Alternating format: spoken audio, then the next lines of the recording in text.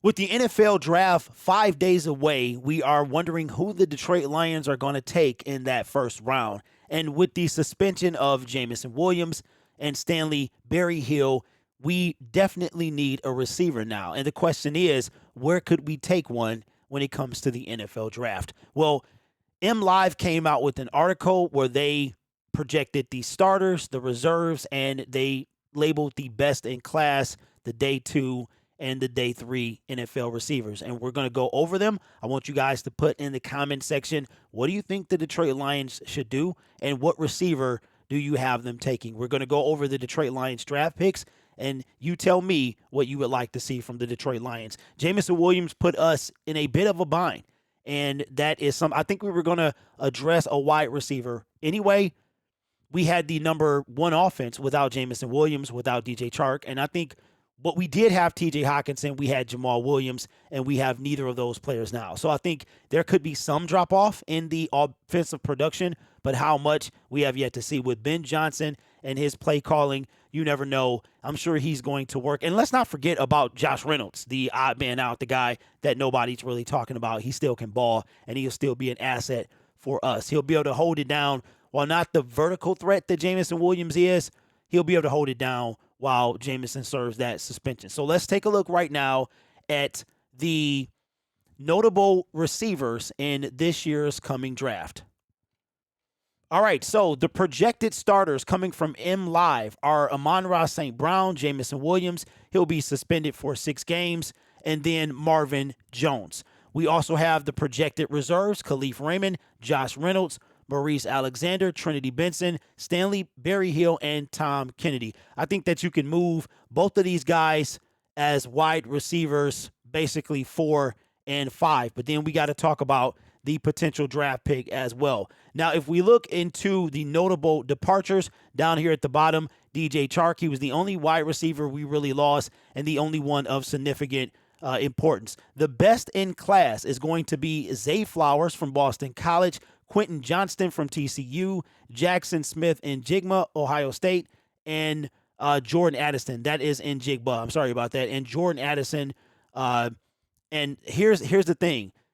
All 4 of these guys could potentially go in the first round. I totally expect Quentin to be a first-round receiver. Jackson might be the first one off the board. So anywhere from mid-first to mid-second, these guys should be off the board. Now, if we look at the first round possibilities for the Detroit Lions, would be Quentin Johnston, Jackson Smith in Jigma, and Zay Flowers. So would any of these guys would be guys that you want them to take? Now, day 3 possibilities. Here's where it gets good.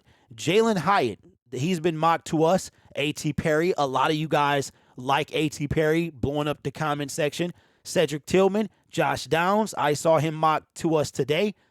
Rashee Rice, Jayden Reed, Xavier Hutchinson. That'd be funny to have 2 Hutchinsons on the team. Parker Washington.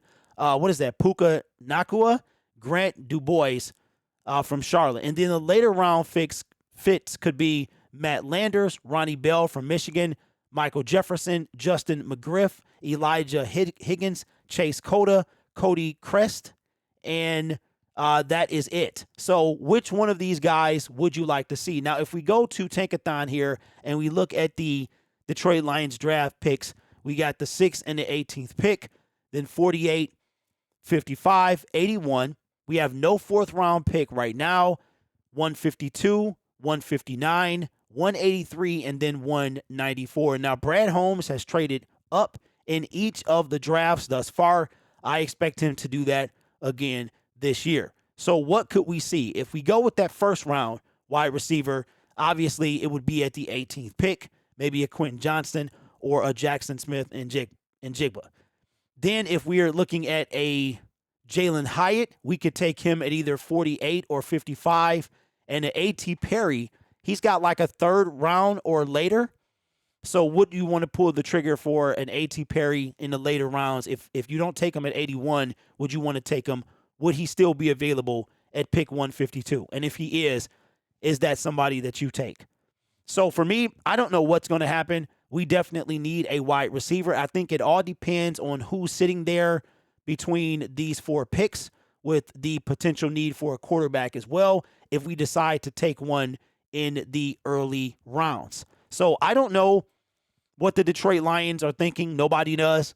But we do know that we needed a wide receiver, whether or not Jameson went out or he was going to be out. So before this even hit, we needed a wide receiver.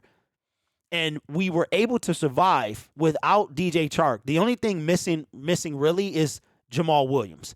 We still had Josh Reynolds. This is before he went out with his back. And let's not forget about Khalif Raymond as well, the guy that I was kind of that first year like, who is this dude? And when we re-signed him going into year 2, I was just like, okay, but he really showed up and did his thing. So I don't want to take anything away from those guys. We had the number 1 offense without Jameson Williams, and I think that the loss of Jamal Williams is probably going to hurt us more than missing Jameson as far as a recession in the offense. But let me know in the comments below, who would you like to see? Do you think the Detroit Lions should take a receiver in the first round? And if not, just put a grade or a round and a pick as to what receiver you would want. And again, here is a look at the Detroit Lions draft picks and where they are. Let me know from pick 6 through 194, where would you want to see the Detroit Lions pick in the 2023 NFL draft? My name is Derek. Consider subscribing to the channel because we have live NFL draft coverage coming in less than 5 days, man. Well, a little over 5 days. We will be gearing up for the NFL draft. You guys are awesome. Take care of yourself. And as always, go Lions.